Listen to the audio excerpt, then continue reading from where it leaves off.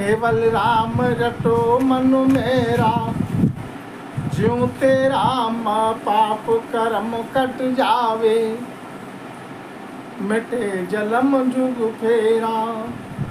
केवल राम रटो मन मेरा, ज्यों तेरा पाप कर्म कट जावे, मिटे जलम जुग फेरा। मर पर तीत सांच बिन आया, कारज सरे न कोई। कोटि उपाय अनेक मनोरथ, कर देखो नर को लोई। तीरथ कोट धाम बिन लेखे, जिग्न नाणु किया। सिमरण साच नाम बिन लेखे, सुख रति नहीं लिया। जत सत त्याग तप कर लिया, व्रत वास कर रोजा। साचा भजन साच बिन आया, तन मन किनिय न खोजा। वाणी वेद चार कंठ किया, आदि करे बोझ भारी। एको नाम बिना पछताका, गया जन्म सोहारी। तीरथ धाम ज्ञान सब सारा, नाम साच सू किया। कै सुख राम भटक पच समझो, भावे घर माही जिया। कै सुख राम भटक पच समझो, भावे घर माही जिया। तो इसलिए सतगुरु जी महाराज क्या समझाते हैं आत्म कल्याण वास्ते? केवल राम रटो मन मेरा। केवल नाम है तो राम नाम है, उसकी रटन करो, जो तेरा पाप कर्म कट जावे। इसी नाम में ऐसा प्रताप है कि तेरा पाप और कर्म कट जाएगा और जन्म जून में जुग में नहीं आना पड़ेगा। ये नाम में पराक्रम है। ऐसा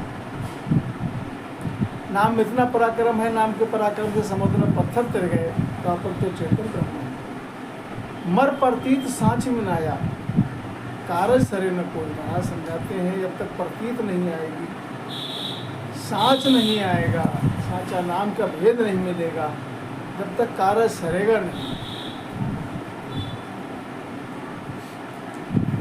और प्रतीत तो साँच के बिन आएगा, ये काया छूट गए, मर गए, तो फिर 84 में ही जाना पड़ेगा। कोट उपाय अनेक मनोरथ कर देखो नर लोई। संसार के कोट उपाय कर लो, अपने मन के मनोरथ नाना प्रकार के कर लो, लेकिन आत्म का परमात्मा से मेल नहीं होता। तीर्थ कोट धाम बिन लेखे, जिग्न नाणु किया। तीर्थों पे गए, तीर्थाटन किया, कोटान धाम के दर्शन किए, नाणु जिज्ञ अनेकों जिज्ञ किए, लेकिन महाराज समझाते सिमरण साच नाव बिन लेखे, सुख रति नहीं लिया। तो तीर्थ जाने से, धाम जाने से, जिज्ञ करने से रति भर सुख नहीं है। सिमरण साच बिन लेखे, क्यों रति सुख नहीं है? क्योंकि 84 का फेरा नहीं मिटेगा। तीर्थ पे जाने से, दान पुण्य करने से उसका भोग लेने के लिए संसार में आना पड़ेगा। इसलिए सिमरण साचा नाव जो है वो केवल नाम का सिमरण करोगे जब आत्म कल्याण होगा, जब 84 कटेगी। जत सत त्याग तप कर क्रिया, व्रत वास कर रोजा। जत धर्म किया, सत पे रहे, सत वचन ही बोलेंगे, त्याग की भावना आएगी, हम संसार की वस्तु का संचय नहीं करेंगे, त्याग धारण कर लिया, तप किया, नाना प्रकार के क्रिया और आचार किए, व्रत रहे, रोजा रहे, लेकिन साचा भजन साँच में आया। साचा भजन जो है राम नाम का वो कभी किया नहीं, सतगुरु की शरण लिया नहीं, तन मन के लिए हो जा। तन जो है अपने मन में, अपने तन के माय में ही अर्पित करना है, बाहर मन को बाहर नहीं लगाना है, मन को अपने तन के माय में ही लगाना है। इसमें जब तक इसमें खोजो, जिसने जब तक तन में खोजा नहीं जिसने, उसने प्रभु को पाया नहीं, और जिसने तन में खोजा सतगुरु विधि से, उसने प्रभु को, परमात्मा को पा लिया। वाणी वेद चार कंठ किया, आद करे बोझ भारी।